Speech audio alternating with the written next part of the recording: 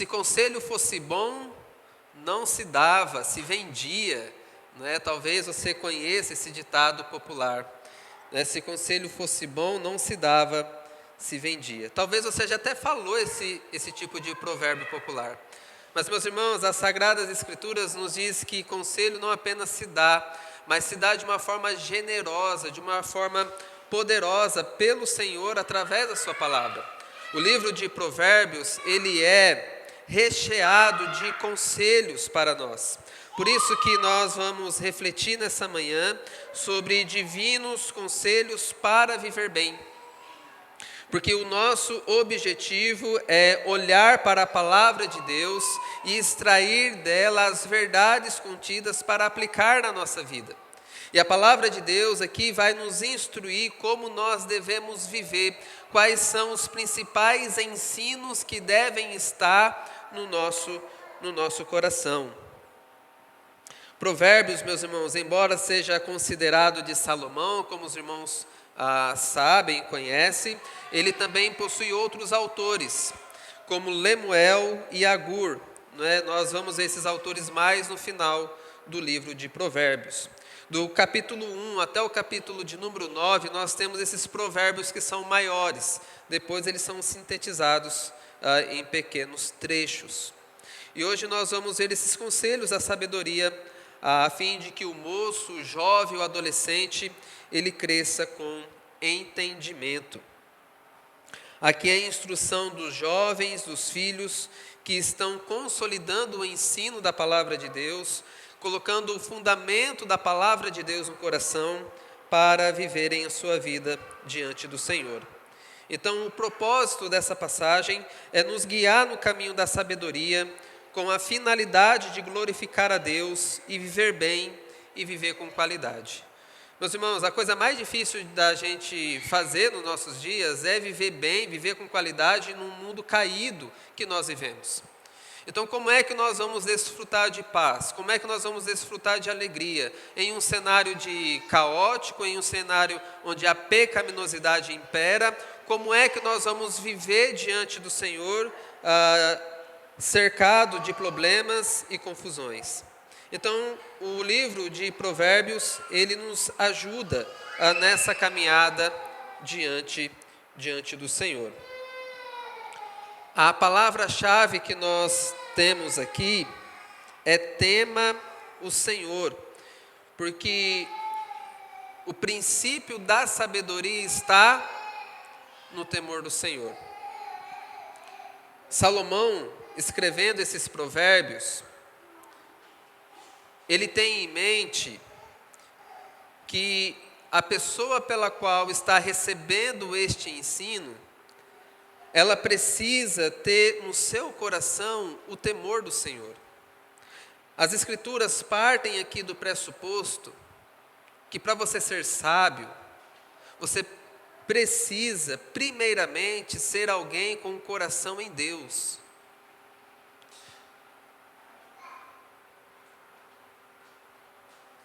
Quem não é nascido de novo, quem não foi transformado pela ação do Santo Espírito, jamais poderá viver bem, feliz e em paz com Deus. Jamais poderá viver de uma forma sábia. A sabedoria aqui não é apenas um conjunto de ideias, normas ou doutrinas, mas é o ensino da palavra de Deus colocado em prática. E é isso que nós vamos ver na EBD hoje com o nosso irmão Diego. Que a sabedoria é todo o conselho de Deus sendo vivido de uma forma prática. Por isso que o livro de Provérbios, ele é tão prático para nós. E o primeiro ensino que nós vamos observar do verso 1 ao verso de número 4, é que nós devemos guardar o ensino no nosso coração. Que o coração é o elemento central da sabedoria bíblica.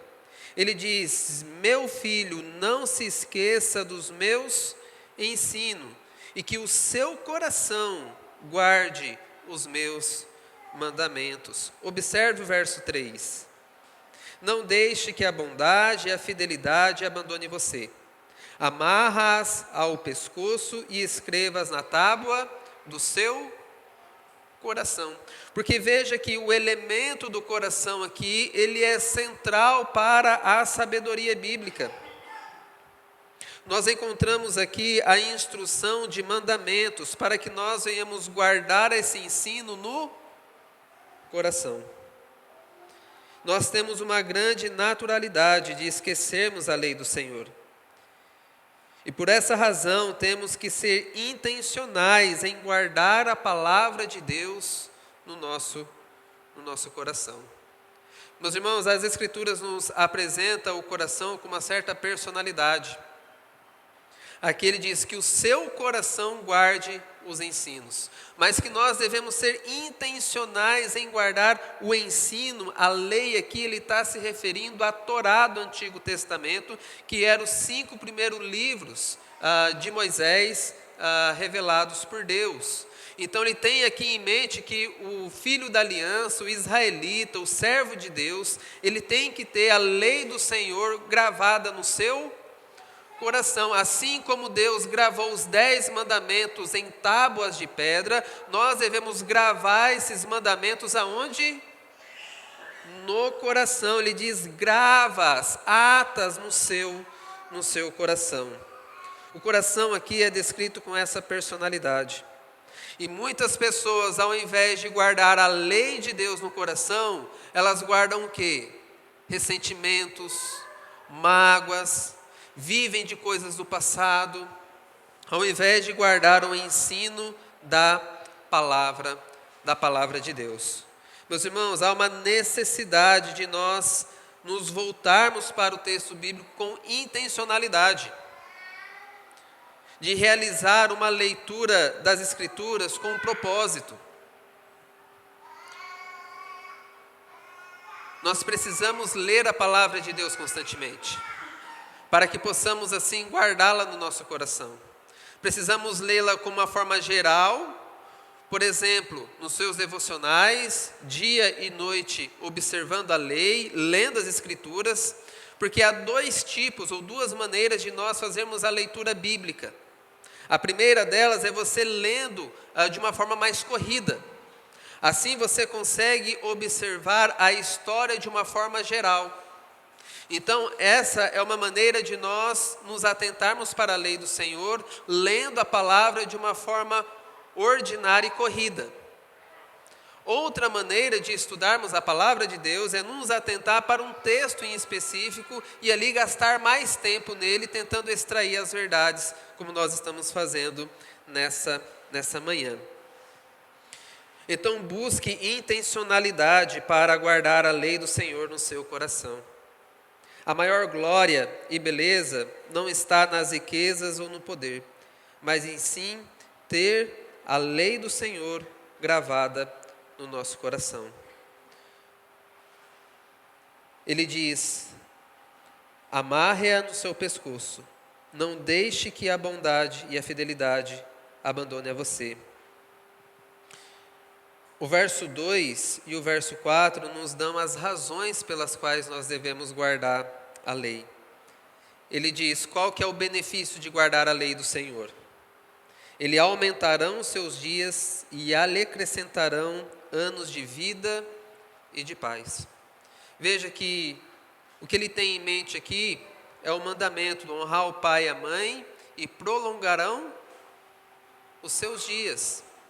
Observe que o guardar a lei do Senhor no coração, há aqui a ideia de longevidade de vida. Você vai viver por muito tempo, mas vai viver também com qualidade.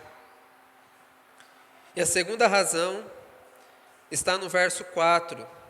Você encontrará favor e boa compreensão diante de Deus e das outras pessoas. Quando nós olhamos para a vida de alguns homens de Deus na Bíblia Sagrada, nós encontramos esse testemunho. Se você se lembrar de José do Egito, ele passou por várias provações.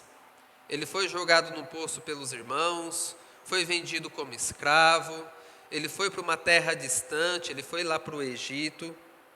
Mas em todos os locais em que ele se estabelecia, ele recebia o favor das pessoas. Quando ele estava na prisão, ele recebeu o favor do carcereiro. Quando ele estava na casa de Potifar, ele recebeu todo o favor de Potifar, tendo os cuidados toda a sua casa.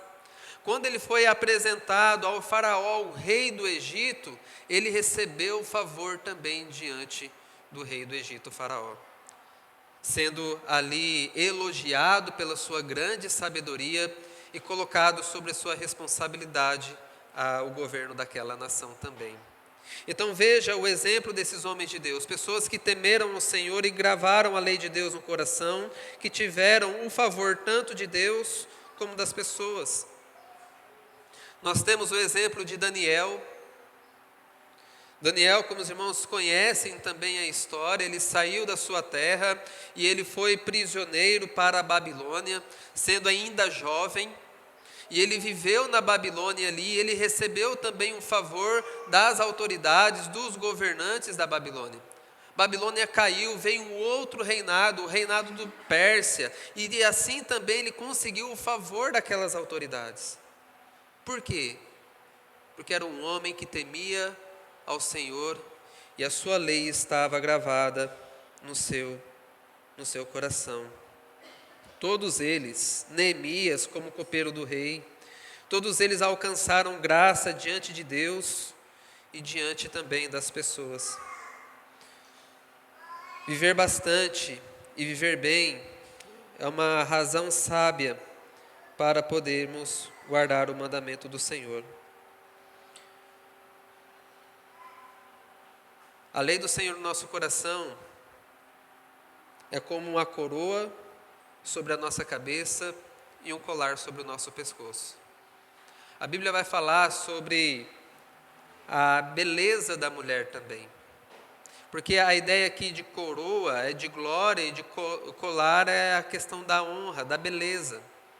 E quando a Bíblia vai se referir às mulheres, ela diz que vã é a beleza dos olhos, que é passageira, mas a mulher que teme a Deus, essa sim será louvada. Então veja que o temor do Senhor, o gravar a lei no coração, é fundamental para desenvolvermos uma vida com integridade. Quais são os mandamentos que nós precisamos gravar no coração? Do verso 5 ao verso de número 10, nós observamos eles. Então, do verso 1 ao verso de número 4, nós temos um imperativo para guardar a lei de Deus no nosso coração. Do verso 1 ao verso de número 4, guarde a lei de Deus no seu coração e você terá esses benefícios. Agora, do verso 5 ao verso de número 10, nós vemos aqui quais são os ensinos, quais são os mandamentos que devem estar no nosso coração. E os mandamentos são estes: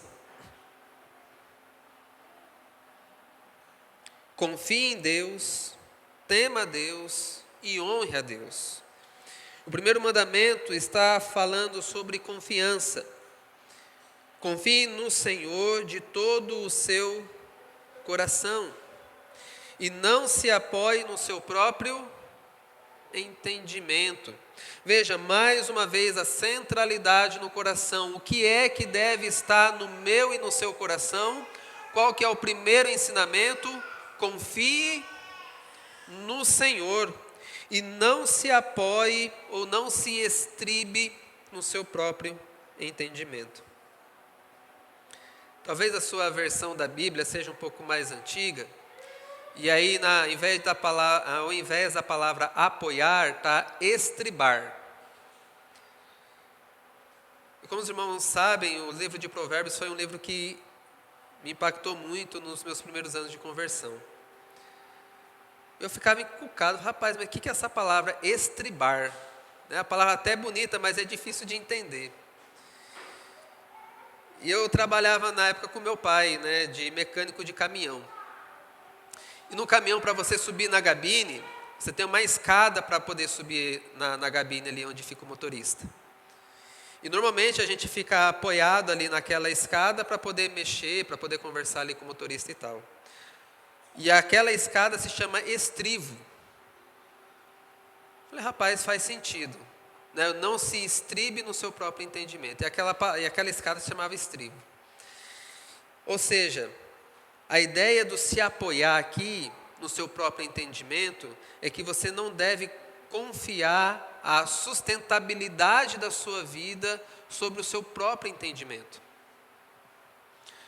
Eu não sei se você já andou de cavalo, né? Eu andei já quando criança, mas você já deve ter observado que para a pessoa subir no cavalo, ela tem que ter uma argola que ele enfia o pé ali para poder se apoiar e subir, alavancar e montar no cavalo. Aquela argola onde ele enfia o pé chama estribo. Por quê? Porque ali é onde ele apoia o pé e se lança, se projeta no cavalo. Ou seja, todo o peso do corpo dele, toda a sustentação está no estribo. Assim como na escada do caminhão. A ideia aqui do se apoiar é exatamente essa, de sustentação. Não se apoie no seu próprio entendimento. Não confie em você mesmo, mas confie em Deus. E essa confiança é uma confiança de entrega da totalidade do nosso ser. Por que é que você não entrega os seus filhos para passar o final de semana na casa de um estranho? Você já viu uma mãe fazer isso, um pai deixar a criança na casa de um estranho por um final de semana? Isso é impossível. Você está andando na praia, você quer dar um mergulho e deixa sua carteira, seus pertences com a primeira pessoa que está passando ali? Você não faz isso. Por quê? Porque você não confia. Porque a confiança, ela exige uma entrega. E aqui é para nós nos entregarmos ao Senhor, confiarmos nele com a totalidade do nosso ser. Nossas mentes, nossa vontade, nossas emoções. Confiar toda a nossa vida aos cuidados de Deus. Depositar nossa fé no Deus da aliança, que jamais vai nos negar bem algum. Este é o principal e o maior mandamento. Confiar em Deus. Quem não confia em Deus não guarda os seus mandamentos, não teme, muito menos o honra. Por isso, confie no Senhor. Então, esse é o primeiro ensinamento que deve estar solidificado no nosso coração. A confiança, primeiramente, em Deus. O segundo mandamento, o segundo ensino que deve estar no coração é o temor do Senhor. Observe o verso de número 6. Reconheça o Senhor em todos os seus caminhos, e Ele endireitará as suas veredas. Não seja sábio aos seus próprios olhos. Tema o Senhor e afasta-se do mal. Isso será um remédio para o seu corpo e refrigério para os seus ossos. Veja, reconhecer o Senhor não apenas em um caminho, mas em todos os caminhos. Qual que é a recompensa disso? Ele vai endireitar o nosso caminho. 7. Não seja sábio aos próprios olhos. Qual que é a recompensa de não ser sábio aos próprios olhos?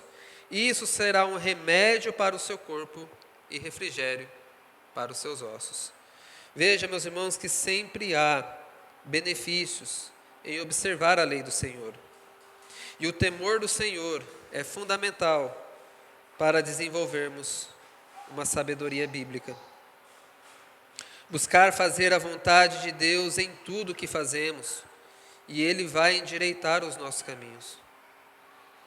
Todos nós aqui temos áreas da vida que precisam ser transformadas, que precisam ser mudadas. E nós devemos reconhecer a ação de Deus em cada área da nossa vida. Nós somos chamados aqui, meus irmãos, a desenvolvermos a humildade. É impressionante como nós achamos que nós somos muito inteligentes, muito sábios. A Bíblia diz que o tolo, ele acredita que é mais sábio do que 10 pessoas juntas. Eu não sei se você já teve essa experiência de ter alguma discussão, uma desavença com alguém. Aí ficou naquele momento acalorado do debate, um falou uma coisa, você falou outra, e aí ficou naquela troca de argumentações, e você saiu daquela conversa irritado. Aí com o passar dos dias, como é que você fica? Com o passar do tempo, você fica pensando, mas se eu tivesse falado isso, eu ia ganhar a argumentação. Então no próximo momento, numa próxima oportunidade, eu vou fazer isso e aquilo outro, e eu vou me dar bem. Porque a gente alimenta o pensamento que a gente é muito inteligente, que a nossa argumentação ela é infalível. Então, não importa o que o outro vai dizer, que eu sempre vou ter uma resposta pronta. Meus irmãos, essa é a tendência do nosso coração. E ao invés de nós alimentarmos esses ressentimentos, essas mágoas, em planejar e arquitetar toda essa estratagema de vencer debate, nós devemos ter uma posição mais humilde,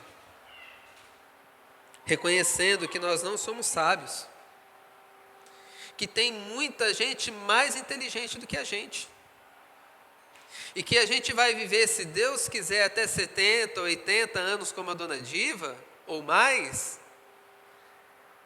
e ainda assim não vai saber tudo, e ainda assim vai depender das outras pessoas. Nós somos chamados aqui, meus irmãos, a ter uma posição de temer a Deus em humildade, reconhecendo que a sabedoria de Deus é melhor do que a nossa, que a opinião de Deus é melhor do que a nossa, que o desejo de Deus é melhor do que o nosso. A Bíblia diz que isso será refrigério para os nossos ossos, que será saúde para o nosso corpo. A psicologia moderna, meus irmãos, ela busca tratar das questões da alma, as questões dos sentimentos, das emoções. Mas a Bíblia, há muito tempo, já fala algo que aquilo que a psicologia moderna identifica de uma forma mais recente. Mas a Bíblia já vem falando isso há muito tempo. Que as questões da alma, que as questões da emoção, que as questões do coração, ela pode ser reverberada na saúde do nosso corpo. Ele diz aqui, tema a Deus, que isso vai ser saúde para os seus ossos. Ou seja, a nossa relação com Deus, a nossa alma, o nosso coração, que é um aspecto emocional, interno da alma do homem, ela tem consequências físicas. Se você passa a maior parte do tempo angustiado, se a sua relação com Deus não está boa, você pode padecer até mesmo no seu próprio corpo. As angústias da alma, elas podem ser reverberadas em doenças físicas. Um dos grandes pregadores do século XX, o Dr. Martin Lloyd Jones, ele tinha uma carreira promissora na medicina.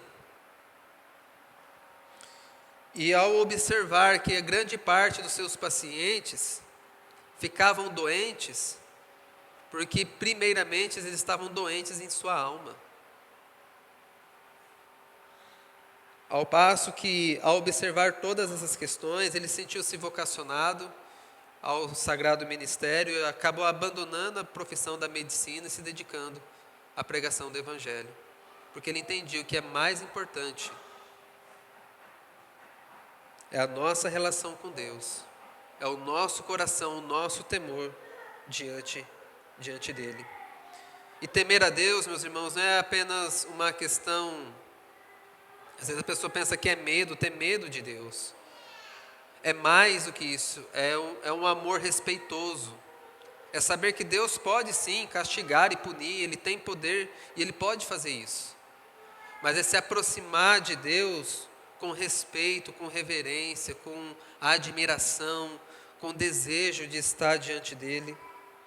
Nosso posicionamento, meus irmãos, diante de Deus deve ser como uma criança, que está sempre desejosa a aprender, Porque o Senhor Jesus Cristo nos disse que dos tais é o reino dos céus. Se nós não formos semelhante a uma criança, nós não vamos herdar o reino. Por quê? Porque é a ideia de que nós precisamos sempre aprender, nós precisamos estar aos pés do Senhor e que Ele vai restaurar a nossa sorte. O terceiro e último ensino que nós vamos observar aqui é honre a Deus. No verso 9 e no verso de número 10. Honre o Senhor com os seus bens e com as primícias de toda a sua renda. E os seus celeiros ficarão completamente cheios, e os seus lagares transbordarão do vinho. Lembrando, meus irmãos, que essas instruções foram dadas primeiramente para os jovens, os adolescentes, terem firmados os principais ensinos que vão direcioná-los durante toda a vida.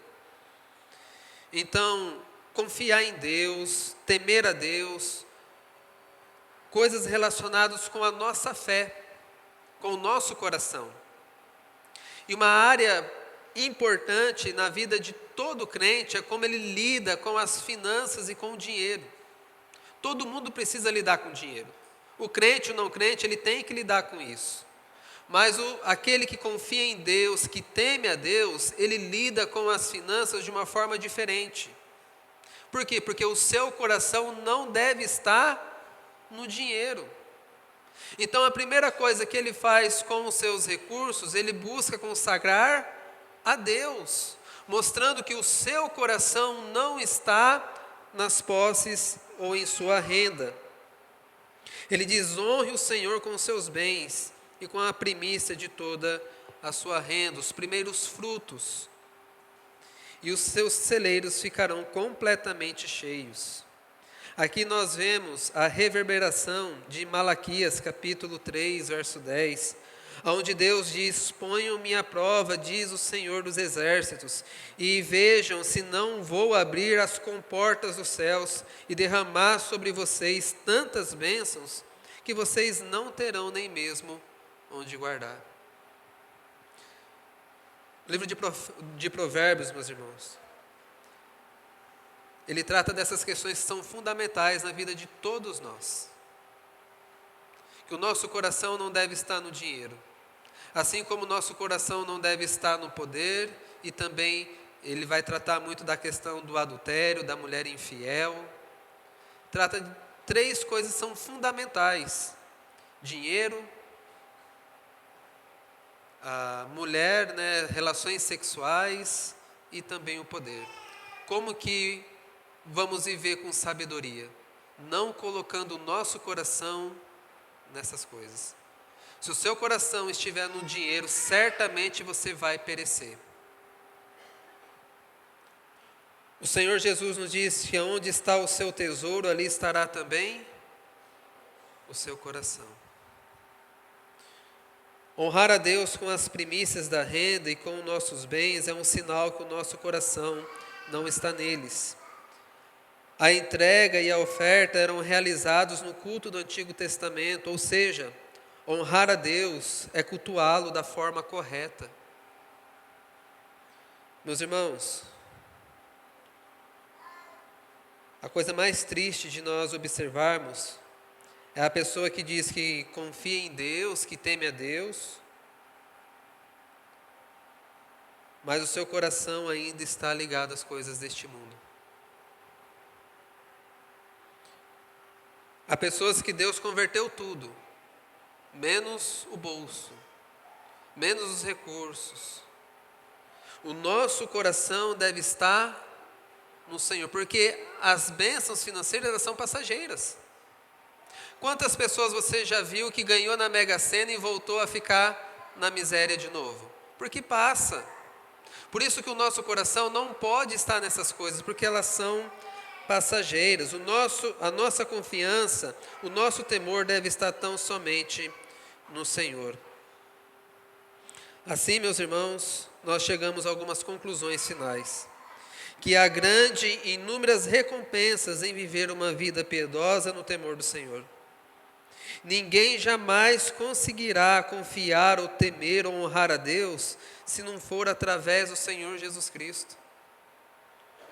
se não for através daquele que nasceu e ao terceiro dia ressuscitou, morreu e ao terceiro dia ressuscitou dos mortos, jamais nós vamos viver uma vida consagrada a Deus.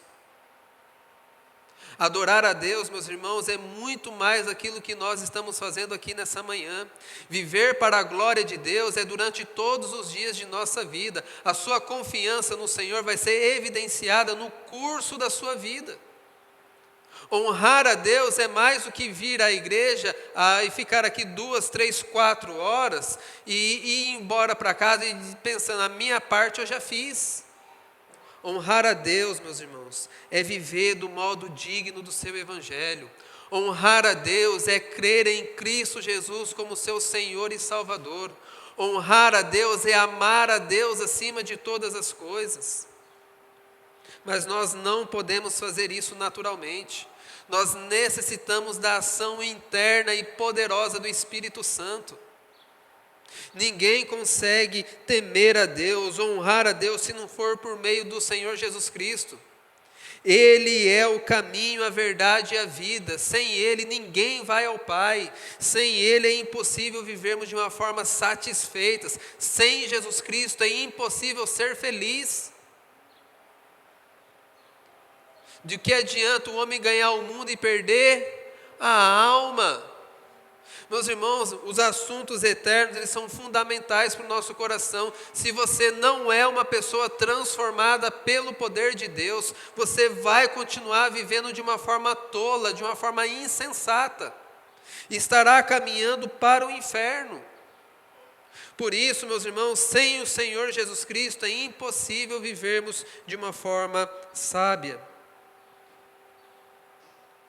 Terceira consideração final, cuidado com o coração. Nós vimos aqui o quanto que ele fala do coração, que o ensinamento tem que estar no coração, que do coração procede as saídas da vida, vai dizer o livro de Provérbios.